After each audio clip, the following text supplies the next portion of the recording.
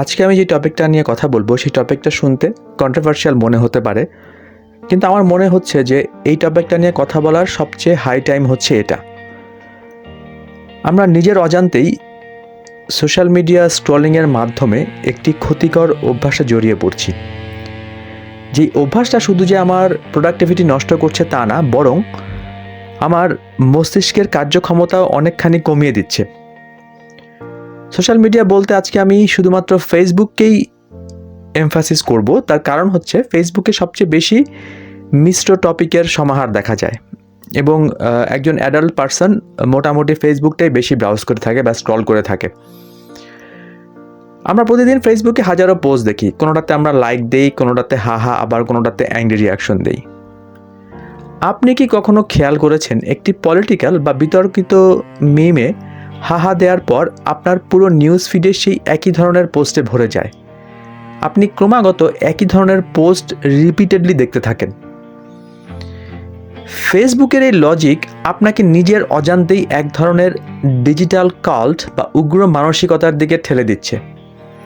তাই আজকের ভিডিওতে আমি কথা বলবো ফেসবুক অ্যালগোরিদমের সেই গোপন ফাঁদ নিয়ে, যা সমাজকে বিভক্ত করছে এবং আপনার অজান্তেই আপনার ব্রেইন ওয়াশ করছে।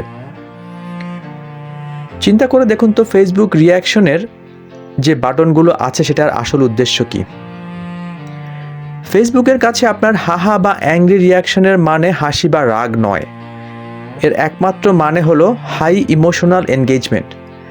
আপনি যখন কোনো পোস্টে রিয়াকশন দেন, ফেসবুকের আর্টিফিশিয়াল ইন্টেলিজেন্স মনে করে আপনি এই বিষয়ে প্রচণ্ড আগ্রহী। কিন্তু সমস্যাটা হলো অ্যালগোরিদম ভালো এবং মন্দের পার্থক্য বোঝে না। আপনি হয়তো কোনো অপরাধমূলক পোস্ট দেখে বা কোনো উগ্র পোস্ট দেখে ঘৃণা ভরে অ্যাংরি রিয়াকশন দিয়েছেন, কিন্তু ফেসবুক ভাবে বাহ, এই মানুষটি তো পলিটিক্স নিয়ে খুব আগ্রহী, এই মানুষটি তো এই অপরাধমূলক পোস্ট নিয়ে খুব আগ্রহী, তাহলে তাকে আরও বেশি করে এই ধরনের কন্টেন্ট দেখাও যেন সেই অ্যাপে বেশিক্ষণ থাকে। এবং এভাবে শুরু হয় আপনার অবচেতন মনের নিয়ন্ত্রণ নিয়ে নেওয়া। 2026 সালের ফেসবুক লজিক ও পোলারাইজেশন নিয়ে কিছু কথা বলা যাক। 2026 সালে ফেসবুক অ্যালগোরিদম আরও বেশি অ্যাগ্রেসিভ। এখন তারা পার্সোনালাইজড অ্যাপ্রোচ ব্যবহার করে। আপনি যদি রাজনীতি এড়িয়ে চলেন, আপনার নিউজ ফিড পরিষ্কার থাকবে, কিন্তু একবার যদি কোনো তর্কমূলক পোস্টে কোনো ক্লিক করেন বা কোনো রিয়াকশন দেন, অমনি আপনার জন্য ফেসবুকের সেই উগ্র জগৎ খুলে যাবে এবং আপনি একের পর এক সেই বিতর্কমূলক পোস্ট দেখতেই থাকবেন এবং আপনি নিজের অজান্তেই একের পর এক রিয়াকশন দিতে দিতে সেই পোস্টে আপনি একসময় অ্যাডিক্টেড হয়ে যাবেন। এর ফলে তৈরি হয় ইকো চেম্বার। আপনি শুধু আপনার পক্ষের মানুষের কথাই শুনবেন, আর অন্য পক্ষের যে লজিক তা আপনার কাছে হাস্যকর মনে হবে। ফেসবুক আমাদের শেখাচ্ছে শুধু আমরা ভার্সেস তারা লজিক।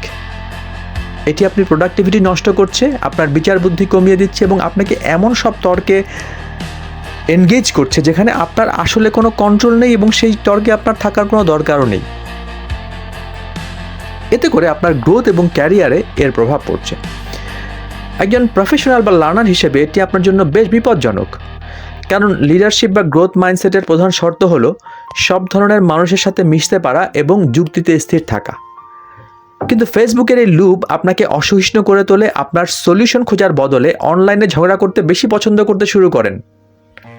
আপনার ব্রেন তখন শুধু ডোপামিন আর উত্তেজনার খোঁজে থাকে, যা আপনার ক্যারিয়ারের ফোকাস নষ্ট করে দেয়, আপনার লার্নিং অ্যাবিলিটি নষ্ট করে দেয়। তাহলে ফেসবুকের এই ফাঁদ থেকে বাঁচার উপায় কি? আপনি কি ফেসবুক চালানো ছেড়ে দেবেন? দিতে পারেন, এটাতে যে খুব বড় কোনো লস হবে তা কিন্তু নয়। আর যদি দিতে না চান, তাহলে ফেসবুককে আপনার নিয়ন্ত্রণে আনুন। Scroll position. কোনো বিতর্কিত পোস্ট দেখলে 1 সেকেন্ডের জন্য থামবেন না। ইভেন বর্তমানে আপনি রিয়াকশন না দিলেও ফেসবুক আপনার ডিউয়েল টাইম বা কতক্ষণ ধরে আপনি সেই পোস্টে ওয়েট করেছেন সেটিও ট্র্যাক করে এবং আপনাকে সেই পোস্টে আবার দেখায়।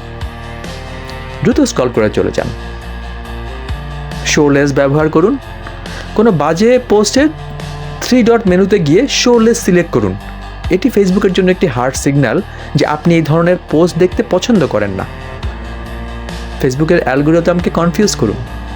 সপ্তাহে অন্তত কয়েকবার আপনার পছন্দের পজিটিভ বিষয় যেমন টেকনোলজি, মার্শাল আর্ট অথবা ফিটনেস অথবা হেলদি ডায়েট এই ধরনের নিউজ সার্চ করুন এবং সেখানে আপনার পছন্দের লাভ রিয়াকশন অথবা লাইক রিয়াকশন দিন। এতে করে ফেসবুক আপনার ফিডে আবার পজিটিভ নিউজ বা আপনার যেই লার্নিং বিষয়গুলো আছে সেগুলোকে আবার নিয়ে আসবে। ফাইনালি আপনি মনে রাখবেন, ফেসবুক একটি টুল, একে আপনার মস্তিষ্কের মালিক হতে দেবেন না। আপনার রিয়াকশন বাটন আপনার ব্যক্তিত্বের পরিচয় দেয়, তাই এটি ব্যবহারের আগে 2 সেকেন্ড ভাবুন। আমি পার্সোনালি নিজেও কিন্তু ভাবছি, বলতে পারেন লাস্ট 1 বছর ধরে। এবং এই ভিডিওটি শেয়ার করুন যাতে আপনার ফেসবুক ফ্রেন্ড লিস্টের মানুষগুলো আপনার এই ট্র্যাপ থেকে বাঁচতে পারে। ডিজিটাল দুনিয়ায় নিজের মস্তিষ্কের নিয়ন্ত্রণ নিজের হাতে রাখুন। দেখা হবে পরবর্তী ভিডিওতে। Be honourable. ধন্যবাদ।